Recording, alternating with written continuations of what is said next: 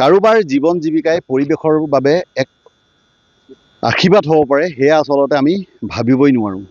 এনে কিছু ব্যক্তি আছে যি ব্যক্তিৰ জীৱন নিৰ্বাহ কৰা যি পদ্ধতি বা জীৱন যাপন কৰা যি পদ্ধতি আচলতে পৰিৱেশৰ বাবে এক আশীৰ্বাদ স্বৰূপ হৈ পৰে। তেনে ব্যক্তিৰ লগত আচলতে আমি চিনাকি কৰাই দিম। আজি যিহেতু বিশ্ব পৰিৱেশ দিৱস আৰু এই পৰিৱেশ দিৱসৰ দিনা আমি উপস্থিত আছোঁ মৰিয়নিস্থিত হোলোঙাপাৰ গিবন অভয়াৰণ্যৰ মাজত। মৰিয়নি হোলোঙাপাৰ গিবন অভয়াৰণ্যক দুভাগে বিভক্ত কৰা এই ৰেল লাইনডালে উজনি অসমলৈ যোৱা এই ৰেলপথৰ দাঁতিত আচলতে অজস্ৰ মানৱ সৃষ্ট যি প্লাষ্টিক সামগ্ৰী আৱৰ্জনাই পৰিৱেশৰ বাবে এক ভয়াৱহ ইংগিত কঢ়িয়াই আহিছিল। কিন্তু শেহতীয়াকৈ দেখা গৈছে যে আজি কিছু বছৰ পূৰ্বেৰে পৰা ইয়াত কিছু লোকৰ জীৱন নিৰ্বাহ কৰাৰ যি প্ৰচেষ্টা ইয়ালৈ গমন কৰিছিল আৰু ইয়াৰ পাছতেই পৰিৱেশ এক প্ৰকাৰৰ সুস্থিৰ বাতাবৰণ সৃষ্টি কৰিছিল। মই তেনে এজন ব্যক্তিক আচলতে আজি চিনাকি কৰাই দিম।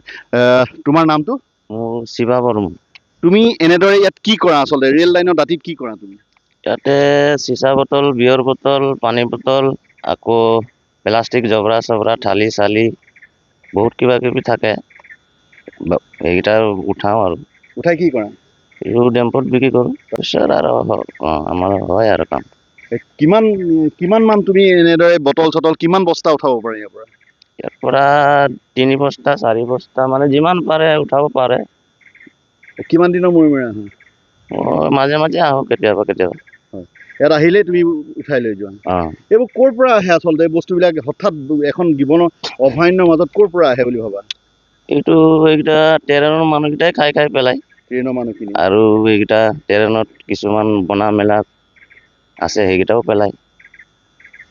আৰু এইখিনি তোমালোকে উঠাই বিক্ৰী কৰি পৰিয়াল পোহপাল দিয়া? হয়, আচলতে শিৱাৰ দৰে এনেদৰে বহুত ব্যক্তি আছে যিসকল ব্যক্তিয়ে অজানিতে যিসমূহ কাম কৰি আছে, জীৱন নিৰ্বাহ কৰিবলৈ যিসমূহ কাম কৰি আহিছে আচলতে সেইসমূহ কামে কিন্তু এনেদৰে পৰিৱেশ প্ৰদূষিত হোৱাৰ পৰা বহুখিনি ৰোধ কৰিবলৈ সক্ষম হৈছে। মোৰ লগত স্থানীয় প্ৰকৃতিপ্ৰেমী আছে পিনাক পানী বৰঠাকুৰ। আমি দেখা যায় যে পৰিৱেশ দিৱস বুলি ক'লে আমি সততে যি ছবি দেখা পাওঁ আচলতে তাৰ এক ব্যতিক্ৰমী চিন্তা চৰ্চাৰে আজি আচলতে আমি এই স্থানত উপস্থিত হৈছোঁ। আপুনি দেখিলে, আপুনি আমাৰ লগতে আছে, কি ক'ব আপুনি? হয়, আজি 2-3 বছৰৰ পৰা এই ব্যক্তিজনক মই লক্ষ্য কৰি থাকোঁ। তেওঁ কি কৰে, ৰেল লাইনৰ কিনাৰে কিনাৰে কিবা কিবি বুটলি ফুৰে।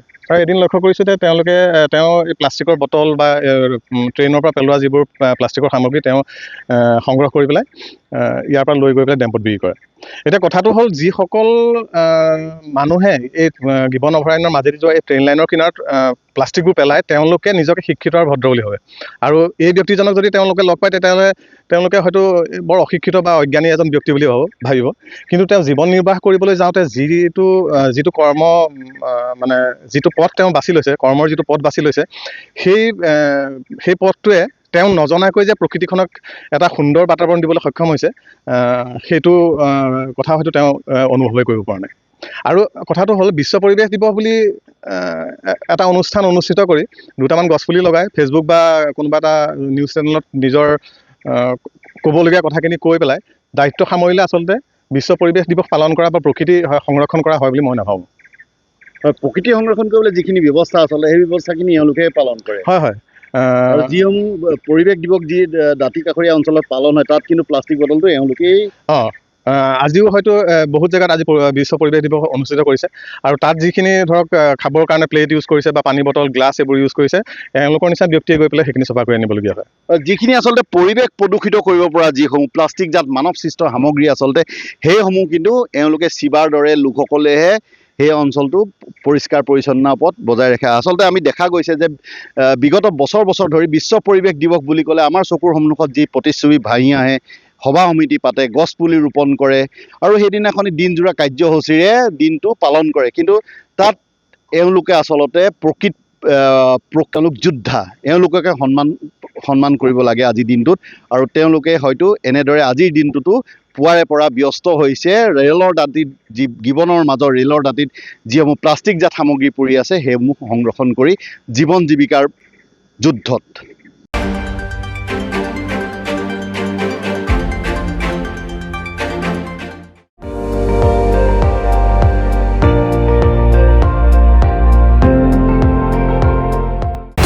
আপুনি চাই আছে ND24 সৰ্বশ্ৰেষ্ঠ নহয়, সৰ্বোত্তমৰ দৌৰত।